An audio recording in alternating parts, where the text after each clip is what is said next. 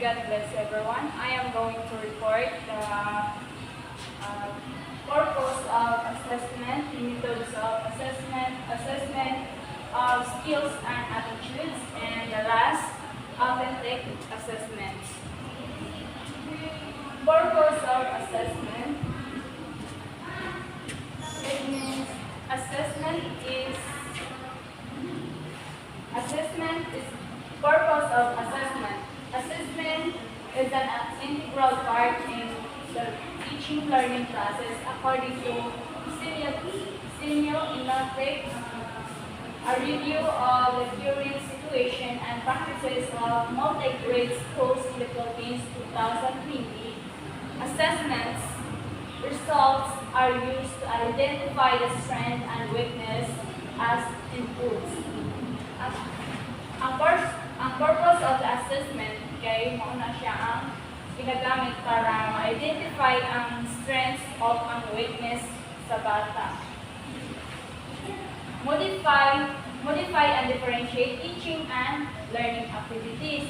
Dapat imong i-modify o imong i-differentiate mo ang teaching and learning activities.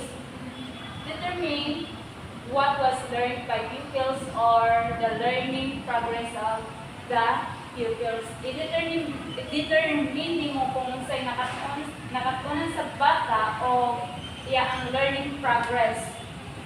Report the learning outcomes to parents and other stakeholders. Dapat ang outcomes sa bata imong i-report sa ang parents or sa mga ubang stakeholders. Determine the readiness of the learners to move the next competency of level. Dapat imo ang i-determine kung ang bata ba ready na ba siya mo step sa higher order thinking skills. Then measure what a pupil has achieved in relation to the expected learning outcomes. Give feedback to the pupils in their learning process. Kung ang bata, mayo siya sa kabutang, dapat muna siyang tagahan o feedback. Then kung napot siya mga mistakes, dapat mo siyang i-feedback o dili mga sakit. Dili sakit nga para dili makuha niya ang motivation. Then give feedback to teachers regarding appropriate teaching strategies and instructional materials to use. Assess the effectiveness of the teaching methods used. Inform decision makers who review or evaluate. Multi-grade schools for continuous improvement and provide quality assurance from both internal and external sources.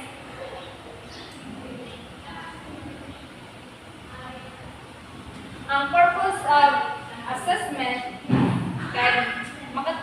it helps identifying students' strengths, weakness, differentiating instruction, determining progress, and guiding future learning. It also serves decision makers such as teacher, school administrator, and others by providing quality assurance and feedback. And methods of assessment. Multi-grade teachers must understand that aside from factual knowledge, pupils also acquire skills and positive attitudes.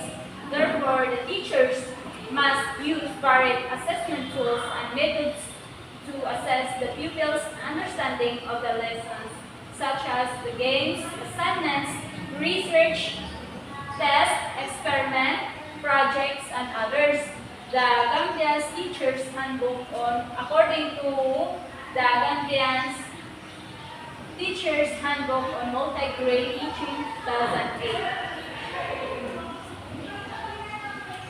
In a study conducted by Semiotic, a review of the current situation and practices of multi-grade schools in the Philippines 2020, in the multi-grade schools in the Philippines, it was revealed that both traditional and non-traditional assessment methods were utilized to assess students' learning. Among the traditional assessment methods employed were written quiz or oral recitation, assignment, worksheet or sheet works, and project. 93% of multi-grade schools being studied use authentic assessment methods such as portfolio assessment, performance tasks, demonstrations, observations, and anecdotal records. Formative assessment tools were embedded in the multi-grade daily lesson plan and daily lesson labs.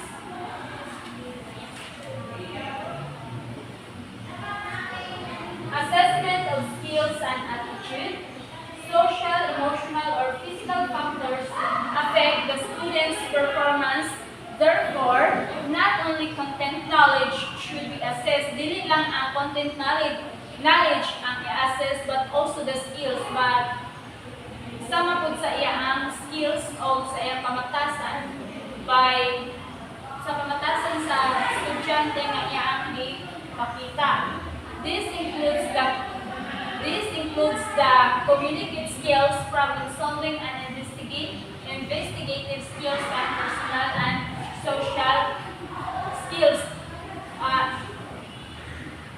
This includes communicate skills, ilahang communicate skills, kung unsa nila pag-solve sa problem, then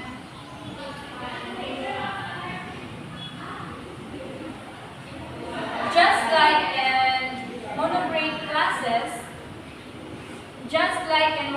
classes, assessment in the multi-grade class must also ensure that 21st century skills are developed. These cognitive and affective skills are very valuable in labor market.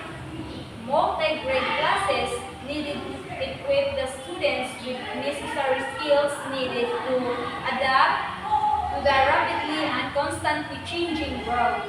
Thus, a multi-grade teacher must creatively think of teaching strategies as well as assessment methods that develop the students' ability to solve complex problems, to think critically about tasks, to effectively communicate with others, to be able to collaborate with others, to adaptable to change, to effectively manage tasks, and to acquire new skills, according to National Research Council 2011.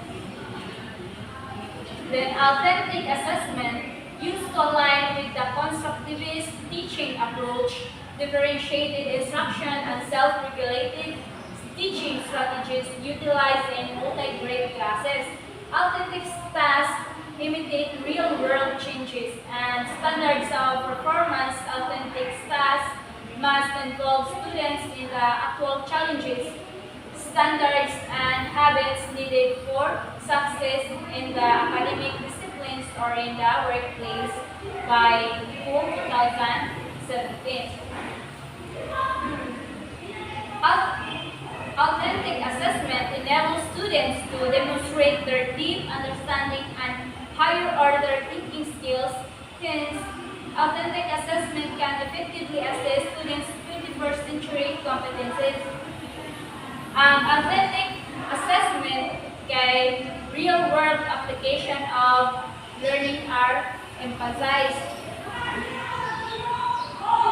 Example kay authentic assessment or performance tasks or project-based assessment.